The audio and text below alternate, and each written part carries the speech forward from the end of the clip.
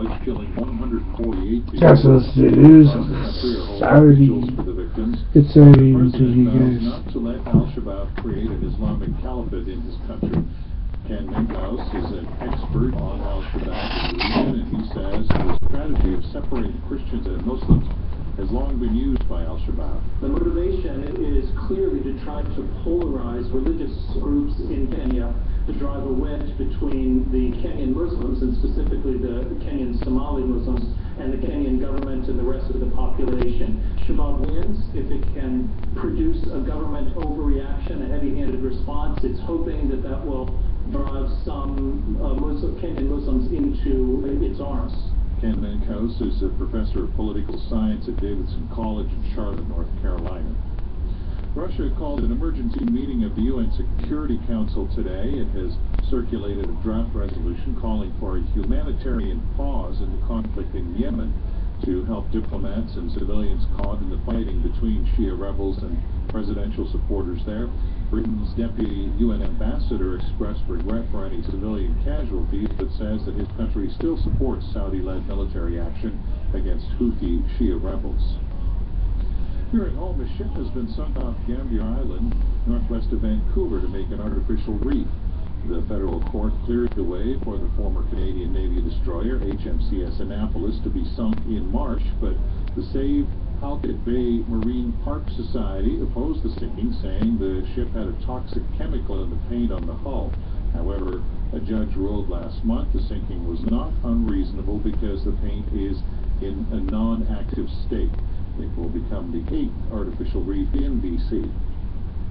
Former Prime Minister Paul Martin is blasting the Harper government over its handling of the economy.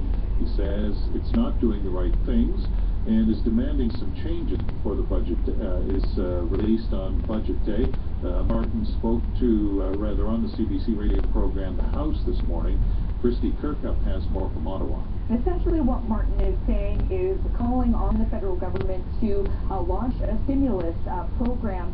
Specifically, he's talking about funneling that money at infrastructure in municipalities. The absolute disgrace of not working with the municipalities on infrastructure. Canada doesn't just compete with other countries. Our cities, our major cities, compete with the major cities, and to not give our cities the best infrastructure possible to build up our ability to compete is just simply nonsensical. The underinvestment in education. So we're not doing the right thing, and we haven't been doing the right things really for the last decade. Martin used to be the federal finance minister, in addition to later becoming the prime minister, a Liberal prime minister, and he is making these comments after the Bank of Canada's governor made comments to a newspaper outlining that the first quarter of 2015 will be, quote, atrocious. So that's why he's weighing in on what's going on with Canada's economic situation. The CBC's Christy Kirkup in Ottawa. The former president of Cuba, Fidel Castro, has made his first appearance in 14 months. Images of the iconic communist leader, who is 88 years old, appeared in the statewide newspaper of Cuba. Will Grant reports from Toronto. Pictures of Fidel Castro have emerged over the past year. In the main, they were of him greeting foreign dignitaries or Latin American intellectuals at his home. In this case, Fidel has now been seen in public again. The state-owned newspaper Granma showed 4 pictures of him on its website and republished 2 of them in its print edition.